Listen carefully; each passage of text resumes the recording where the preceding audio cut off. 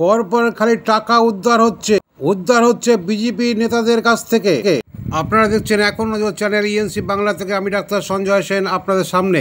সূত্র বলছে 19শে মে 24শে মে এই দুদিনে হিসাব বহির্ভূত 61 লক্ষ টাকা উদ্ধার হয়েছে। এ পর্যন্ত মোট 70 লক্ষ টাকা, যা সবই বিজেপি নেতাদের কাছ থেকে পাওয়া গেছে। আজ দাসপুর এলাকায় যে টাকা পাওয়া গেছে বিজেপি নেতা প্রশান্ত বেরার কাছ থেকে, যিনি 21শে বিধানসভায় বিজেপি প্রার্থীও ছিলেন। এছাড়াও অভিযোগ, প্রতি সাংসদ এলাকায় হিসাব বহির্ভূতভাবে 1.5 কোটি টাকা করে ঢুকেছে বলে জানা যাচ্ছে। এই টাকাগুলি সবই কি ভোটারদের দেওয়ার জন্য, ভোট লুট করার জন্য? না, তা শুধু নয়। 2 মেদিনীপুর জেলার বিজেপির টার্গেট অনুযায়ী 30% টাকা ব্যয় হয়েছে কিছু সুপারি মানে ফেক গুজব গণ্ডগোল পাকিয়ে দেওয়ার জন্য, এবং বাকি সম্ভবত গরিব প্রত্যন্ত গ্রামের নাগরিকদের বাড়ি বাড়ি প্রতি ভোটার পিছু 5,000 টাকা করে দেওয়া হচ্ছে। এবং বৈধভাবে হিসেবের খাতায় যে টাকা এসেছে বিজেপি তহবিল থেকে, যা নির্বাচনী বন্ডের অবৈধ মোড়কে বৈধ টাকা, সেই বৈধ টাকা প্রতি বুথের সভাপতির কাছে পৌঁছানোর কথা 5,000 টাকার অধিক, কিন্তু সবাই নাকি পাচ্ছে মাত্র 2,000 টাকা। খোদ কলকাতায় এ নিয়ে বিক্ষোভ দেখা দিয়েছিল। তৃণমূল কংগ্রেস নেত্রী মমতা বন্দ্যোপাধ্যায় প্রথম থেকেই এই অভিযোগ করে আসছে, আজও তাই করলেন। শুনুন তিনি কি বলছেন। কারি টাকা দিয়ে ভোট কেনার চেষ্টা হচ্ছে। দাসপুরে একটা গাড়িতে 24 লক্ষ টাকা সবাই গুনতে পেরেছে।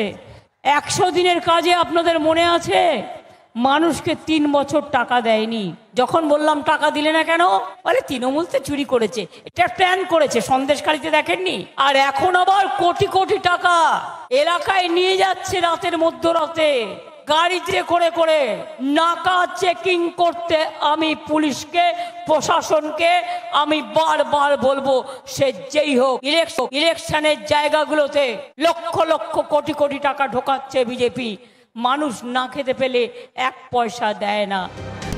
কালকে রাত থেকে আমাদের কাছে খবর ছিল ওনারা প্রত্যেকটা অঞ্চলে গিয়ে প্রত্যেকটা বিধানসভাকে টাকা বিলি করছে। যেভাবে রাজনীতি হচ্ছে, যেভাবে ভোট কেনা হচ্ছে, কারণ নোংরামোটা এমন একটা জায়গায় চলে গেছে জেতার জন্য পুলিশ একটা গাড়ি ধরতে পেরেছে। এবং আমার মনে হয় কি প্রত্যেকটা বিধানসভা এরকম 10টা গাড়ি ঘুরছে, 30, 40, 50 লাখ টাকা করে নিয়ে ঘুরছে মানুষের কাছে ভোট কেনার জন্য। যারা গাড়ি থেকে টিকিট টাকা পাওয়া গেছে, তিনি 2021-এ বিজেপির টিকিটে দাঁড়িয়েছিলেন, মানে অ্যাজ এন এমএলএ, হেরেছেন, সেটা আলাদা ব্যাপার। কিন্তু উনি এমন নয় কি যে কোনো বুথ লেভেল একটা নেতা। Prashant Bera is a big name, বিজেপির একটা বিখ্যাত নাম দাসপুরের।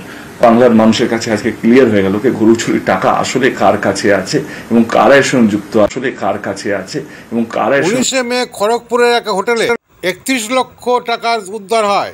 বিজেপি নেতা সমীর মণ্ডল ওই হোটেলে উপস্থিত ছিলেন, কিন্তু বিজেপি থেকে অস্বীকার করা হয়। তারপরে আজ 24শে মে ঘাটালের দাসপুর থেকে উদ্ধার হলো এ পর্যন্ত সরকারি নথিতে 24 লক্ষ টাকা। এখন বোঝা যাচ্ছে পুলিশ কেন কোলাঘাটে রেড করেছিল।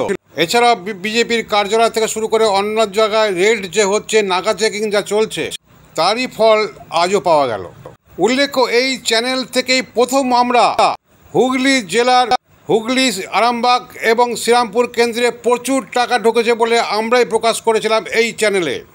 আমরা ডানকুনির পৌর মাতা থেকে শুরু করে সেই এলাকার শহর তৃণমূল নেতা কাছেও আমরা জানিয়েছিলাম যে এসব অভিযোগ কতটা সত্য।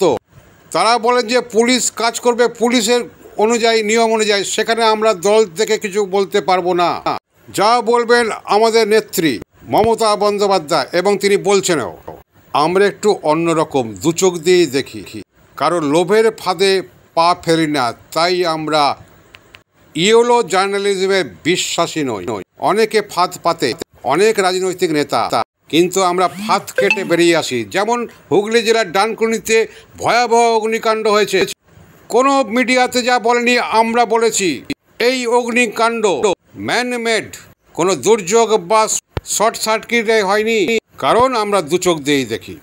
ওই ওয়ার কারখানার কর্তৃপক্ষের কাছে আমি নিজে প্রশ্ন করেছিলাম, কিন্তু তিনি উত্তর না দিয়ে এড়িয়ে গেছেন, খালি বলেছেন যে আমরা দেখছি, এখন কিছু বলতে পারবো না।